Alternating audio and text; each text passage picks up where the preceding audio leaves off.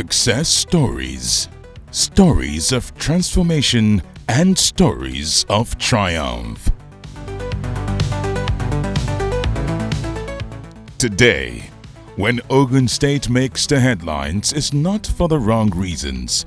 It's either another road is being unveiled, a fresh wave of investors arriving, or a critical project being delivered for the good of the people.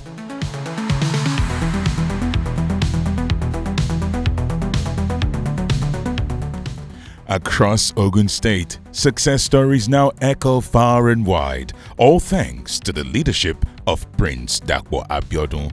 He's rewriting the script of governance, turning what was once a tale of neglect and underdevelopment into one of renewal and progress. Under his watch, the spotlight is now shining brightly on areas long left in the shadows, bridging development gaps and bringing much-needed government presence to forgotten communities.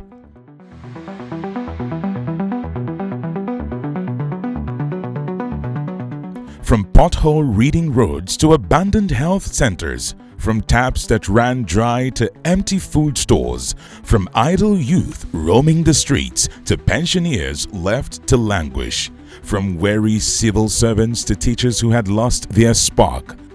Governor Dapo Abiodun didn't just walk into government by chance. He was fully prepared for the task ahead, and the results are already manifesting in well over 6 years. Ogun State is now the toast of many investors.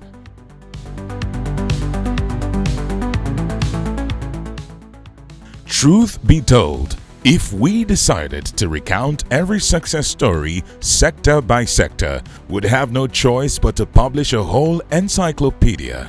But for now, let's zoom in on one, and that is education.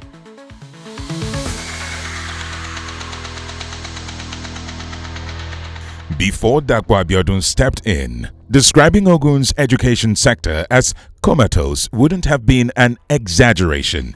Think of collapsing classrooms, disillusioned teachers, vacant teaching posts, and schools that lacked even the basic tools for learning.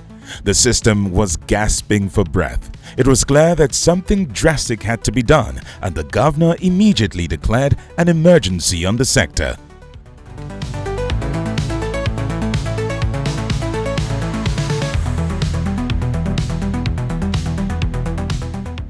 That decision changed the game for the education sector in Ogun State through deliberate action, from aggressive school renovations to the launch of the Ogun Teach and the revival of technical and vocational education. Governor Dapo Abiodun began turning things around. His administration didn't just patch things up, it reinvented the future of education in Ogun State.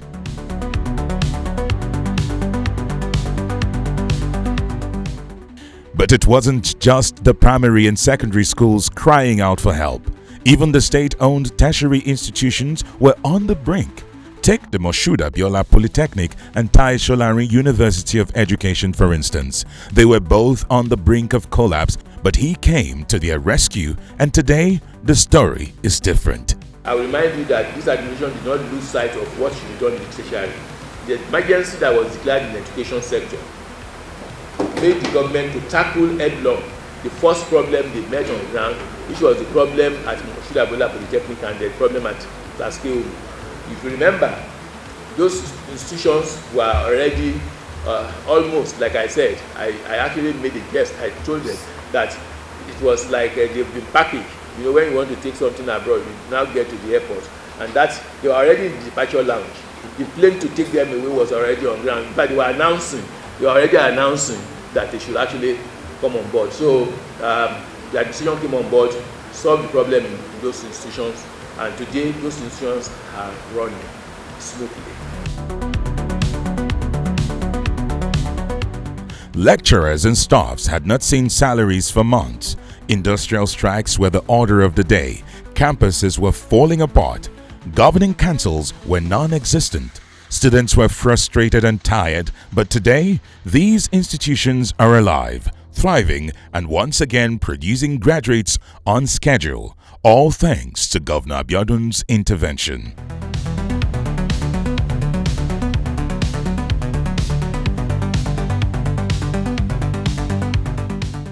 Now here we are at the 15th Convocation Ceremony of the Moshood Abiola Polytechnic, Abeokuta, with Governor Dapo Abiodun standing tall among his cabinet members and the school's governing council.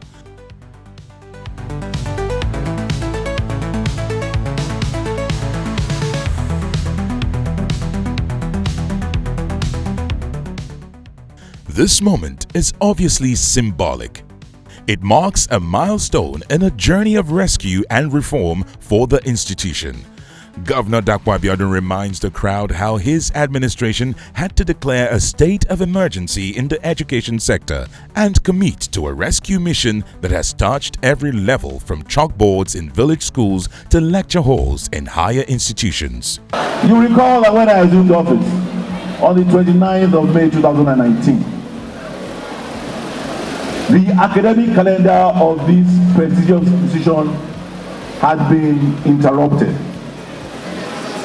School's attempt was to relocate this institution to Ibokia and convert it to what they called the Ogun State Polytechnic Ibokia.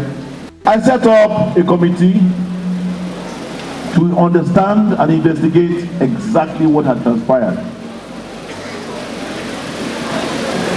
And at the end of their sitting, they came up with a report that summarized that we must immediately resuscitate this institution.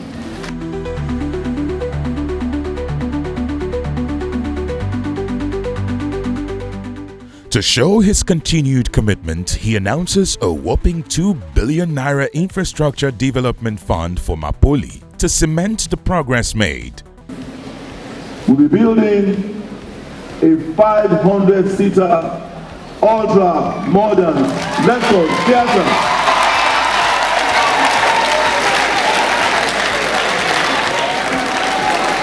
That's number one. Number two, we'll be constructing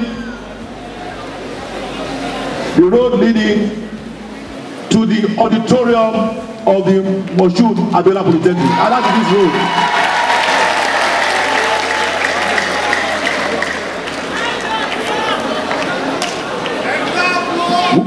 That's number two. We'll be constructing a building for the Department of Accountancy.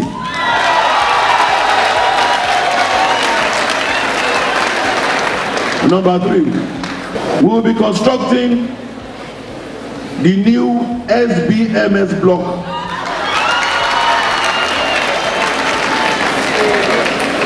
We'll be constructing and equipping a modern library as well.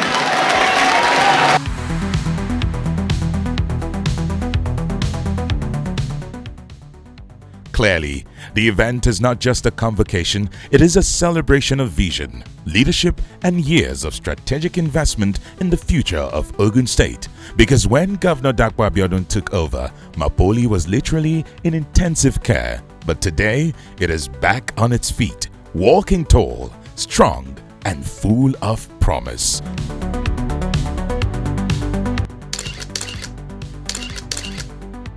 Each graduate walking across the stage affirms what good governance looks like.